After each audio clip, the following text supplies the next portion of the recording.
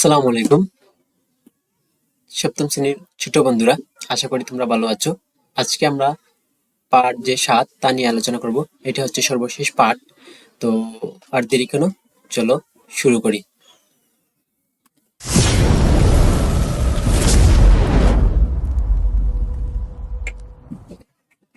পাঠ ৭, সমাজ জীবনে তথ্য যোগাযোগ প্রযুক্তি। সামাজিক যোগাযোগ সাইট। তথ্য যোগাযোগ প্রযুক্তি আমাদের সামাজিক যোগাযোগকে দ্রুত, আকর্ষণীয় ও কার্যকরী করে তুলেছে। শুধু তাই নয়, এর বাইরেও নানাভাবে আমাদের সামাজিক ব্যাপারগুলোকে ইন্টারনেটে উঠে ইন্টারনেটে উঠে এসেছে। আগের পাঠে বলা হয়েছে তোমার বন্ধুকে কোনো কিছু জানাতে হলে খুদে বার্তা বা ইমেল পাঠানোর কাজটি কিন্তু তোমাকে করতে হবে। কিন্তু যদি এমন হয় যে তুমি যা কিছু করছো তাই তোমার বন্ধুরা জেনে যাচ্ছে, আলাদা করে তোমার কিছু করতে হচ্ছে না, তাহলে কেমন হয়? নিশ্চয়ই খুবই ভালো হয়। এই চিন্তা থেকে এখন ইন্টারনেট গড়ে উঠেছে কিছু বেশ কিছু সামাজিক যোগাযোগের সম্পূর্ণ সাইট। নিজের ভালো লাগা, মন্দ লাগা, অনুষ্ঠানাদি, চাকরিতে প্রমোশন, সন্তান সন্তানাদির বিয়ে ইত্যাদি নানা বিষয়ের তথ্য, ছবি কিংবা ভিডিও বিনিময় করা যায় এগুলোর যে কোনো একটি থেকে। বর্তমান প্রায় শতাধিক এরকম ওয়েবসাইট রয়েছে। এগুলোর মধ্যে ফেসবুক, এই যে www.facebook.com, লিঙ্কডইন একটা প্রফেশনাল ওয়েবসাইট, এই যে linkedin.com, তারপর হচ্ছে www.x.com খুবই জনপ্রিয়। পৃথিবীর প্রায় সকল ভাষাভাষী লোক এই সাইটগুলো ব্যবহার করে। এই যে এটা আগে ছিল টুইটার, এই যে টুইটার বর্তমানে কি হয়ে গেছে, এই যে এক্স হয়ে গেছে। ওকে, তো এই যে এটা হচ্ছে একটা ফেসবুকের ইন্টারফেস। আমরা ফেসবুকে www.facebook.com লিখলেই এই ইন্টারফেস আসবে। এখানে ফেসবুকের লগো, তারপর এখানে ইউজার নেম পাসওয়ার্ড দিয়ে আমাদের কি করতে হবে, লগ ইন করতে হবে। আর যদি অ্যাকাউন্ট না থাকে তখন আমাদের কি করতে হবে, অ্যাকাউন্ট ক্রিয়েট করতে হবে। পৃথিবীর কোটি কোটি লোক ফেসবুক ব্যবহার করে, কিন্তু ফেসবুকের রেটিং কিন্তু খুব ভালো না। ফেসবুক খুব জন বেশি ইউজার, সব থেকে বেশি ইউজার হচ্ছে ফেসবুকের, কিন্তু তার কিন্তু রেটিং খুবই ভালো না, কারণ ফেসবুক কি করে, তথ্য চুরি করে। ওকে, তারপর এদের মধ্যে সবচেয়ে বেশি ব্যবহৃত হয় ফেসবুক। এদের সবচেয়ে বেশি ব্যবহৃত হয় কি, ফেসবুক। সব থেকে বেশি ব্যবহৃত হয় কি, ফেসবুক। পৃথিবীর কোটি কোটি লোক এখন ফেসবুক ব্যবহার করে। কত কত লোক, কোটি কোটি লোক, কোটি কোটি লোক এখন ফেসবুক ব্যবহার করে। বাংলাদেশেও ফেসবুক ব্যবহারকারীর সংখ্যা বাড়ছে। ফেসবুক বা অনুরূপ সাইটগুলোতে প্রত্যেক ব্যবহারকারী তার পরিচিতিমূলক একটি বিশেষায়িত ওয়েব পেজ চালু করতে পারে। এটিকে বলা হয় ব্যবহারকারীর প্রোফাইল। ব্যবহারকারী তার নিজের সম্পর্কে বিভিন্ন তথ্য, তার ভালো লাগা, ভালো না লাগা ইত্যাদি বিষয়গুলো তার প্রোফাইলে প্রকাশ করে। এরপর একজন তার প্রোফাইল থেকে ফেসবুকে তার বন্ধুদের খুঁজে বের করে। এখানে বন্ধু বলতে আমরা প্রচলিতভাবে যেটা বোঝাই সেটা বোঝানো হচ্ছে না।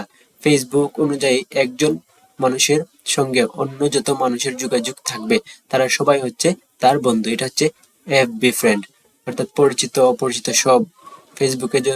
তোমার ফেসবুকের লিস্টে যতজন আছে সবই কি তোমার বন্ধু। কি বন্ধু? ফেসবুক বন্ধু। যদি তোমার বন্ধুটিরও ফেসবুক প্রোফাইল থাকে তাহলে তুমি তাকে খুঁজে নিয়ে বন্ধু হওয়ার জন্য অনুরোধ পাঠাতে পারো। তো তাকে একটা অনুরোধ পাঠাতে হবে। তো সে যদি রাজি হয় তখন কনফার্ম করবে, তখন বন্ধু হয়ে যাবে। যদি সে সম্মতি দেয় তাহলে তোমার বন্ধু হয়ে যাবে। একইভাবে অন্য কেউ যদি তোমাকে বন্ধু হওয়ার অনুরোধ করে আর তুমি গ্রহণ করো তাহলে তুমিও তার বন্ধু হবে।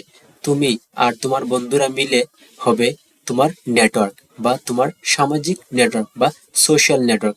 এই যে নেটওয়ার্ক, তোমার সামাজিক নেটওয়ার্কের ইংলিশে হচ্ছে সোশ্যাল নেটওয়ার্ক। ওকে, তো সোশ্যাল নেটওয়ার্ক কিভাবে গড়ে ওঠে? এইভাবেই গড়ে ওঠে কিন্তু। তারপর কি, তারপর এখানে একটা ছবি দেওয়া আছে, একটা খেলা দেখা দেখা যাইতেছে এখানে।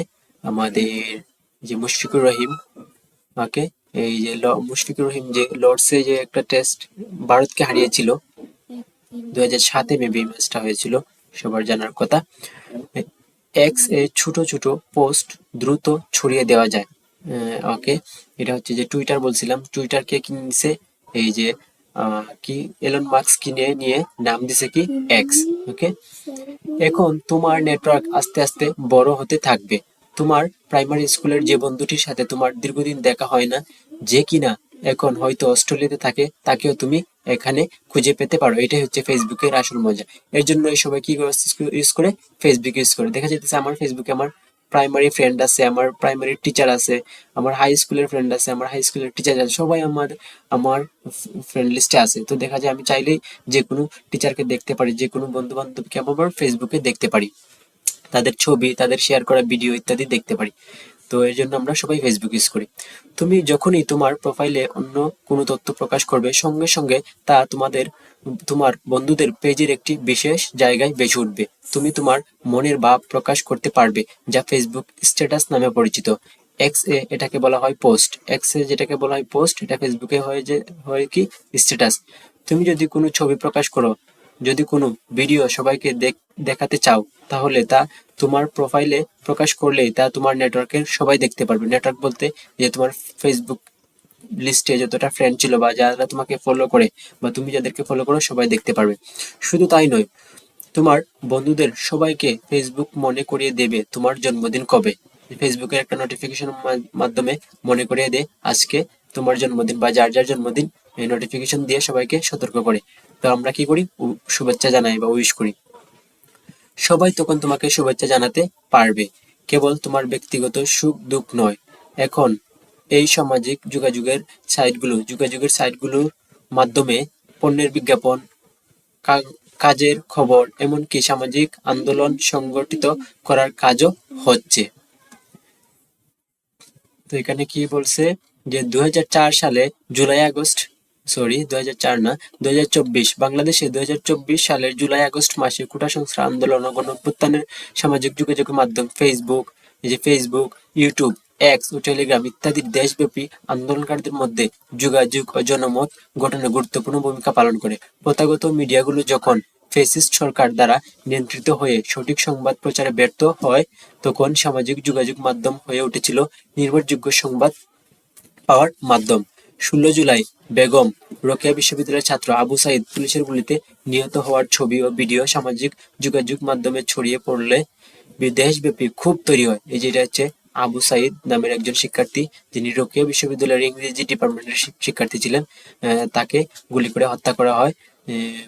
ধারণা করা হয় যে পুলিশ গুলি করে হত্যা করা হয়েছে। তো বিষয়টি নিয়ে তখন কি অনেক তোলপাড় সৃষ্টি হয় এবং দেশব্যাপী কি ক্ষোভ তৈরি হয়। ফলে কোটা সংস্কার আন্দোলন সব স্কুল, কলেজ, মাদ্রাসা ও বিশ্ববিদ্যালয়ে ছড়িয়ে পড়ে।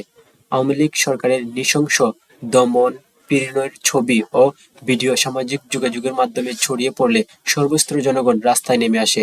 অবশেষে হাজারো শহীদের রক্তের বিনিময়ে 5 আগস্ট পতন হয় শেখ হাসিনার, যাত্রা হয় এক নতুন বাংলাদেশের।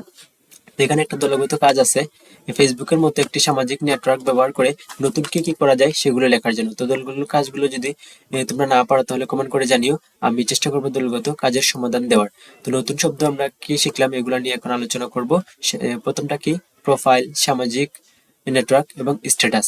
আর আগামী পর্বে আমরা আলোচনা করব এই যে পার্টের যে এমসিকিউ আছে এগুলা নিয়ে, এবং পার্টের যে ছোট প্রশ্ন আছে সংক্ষিপ্ত প্রশ্নোত্তর এগুলা নিয়ে। তো এখন আমরা চলে যাই যে নতুন শব্দ কি কি শিখলাম তার বিশ্লেষণে। তো নতুন শব্দ প্রোফাইল, সামাজিক নেটওয়ার্ক এবং স্ট্যাটাস সংক্ষিপ্ত। তো প্রোফাইল কি? এটি হলো অনলাইন প্ল্যাটফর্মে আপনার ডিজিটাল পরিচয়, অর্থাৎ আপনার বা তোমার আমার যে ডিজিটাল পরিচয়, এটা হচ্ছে প্রোফাইল। এতে আপনার ব্যক্তিগত তথ্য থাকবে, ছবি থাকবে, আগ্রহ ও অনলাইন কার্যকলাপের একটি সারাংশ থাকে, যা আপনাকে অনলাইনে নিজেকে প্রকাশ করতে ও অন্যদের সাথে যুক্ত করতে সাহায্য করে। তারপর কি, সামাজিক নেটওয়ার্ক। এগুলো হলো অনলাইন প্ল্যাটফর্ম, যেমন ফেসবুক, এক্স, টুইটার। এই যে এক্স এর নামই টুইটার, আগে ছিল টুইটার, এখন এটা হয়ে গেছে এক্স, যেখানে ব্যবহারকারীরা একে অপরের সাথে ভার্চুয়ালি সংযোগ স্থাপন, তথ্য আদান প্রদান এবং সম্পর্ক তৈরি করে। এর মাধ্যমে মানুষ বন্ধু, পরিবার ও পরিচিতদের সাথে যোগাযোগ রাখে এবং বিভিন্ন গোষ্ঠী বা সম্প্রদায়ে অংশ নেয়। তারপর হচ্ছে স্ট্যাটাস বা পোস্ট। স্ট্যাটাস এটি সামাজিক নেটওয়ার্ক বা মেসেজিং অ্যাপে আপনার বর্তমান অবস্থা, ভাবনা বা কার্যকলাপ সম্পর্কে একটি সংক্ষিপ্ত আপডেট। এটি টেক্সট, ছবি বা ভিডিও আকারে হতে পারে এবং আপনার পরিচিতদের জানাতে সাহায্য করে আপনি কি করছেন বা কেমন অনুভব করছেন।